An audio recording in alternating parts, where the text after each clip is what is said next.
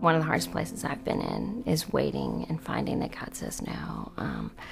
I remember a few years ago, it was quite a few years ago, I was praying and couldn't figure out if my ex-husband, or it was my husband at the time, was going to come back. He had left, and there was this sort of back and forth, and I really didn't know what was going to happen, and I really wanted to know. I wanted to know what I needed to think, whether I needed to kind of plan on us separating and getting divorced, or if I needed to plan on us getting back together. And there was no clear sign. And so I remember feeling like, God, you need to give me a sign. You need to show me what to do. You need to show me. If the answer is no, that's fine. Or if the answer is yes, that's great. But I don't like waiting. And I remember clearly reading in Romans the story about how Abraham never wavered considering the promise of God, even though his body was as good as dead.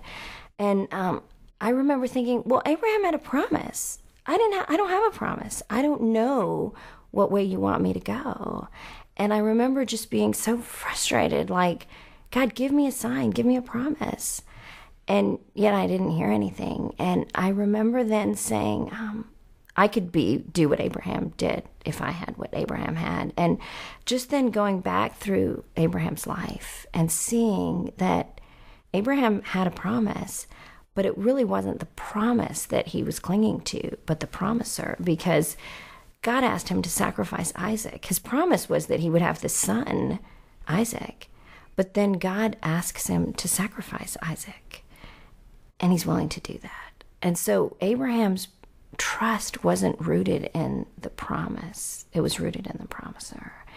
And so that really changed my perspective on the whole thing of waiting. Like, I'm not waiting because I know the answer is going to be yes. The answer could be no, but I'm waiting just like Abraham waited. And he got a yes and I got a no. But the whole point of waiting is to be conformed to Christ. For Abraham, it was to deepen his walk with God.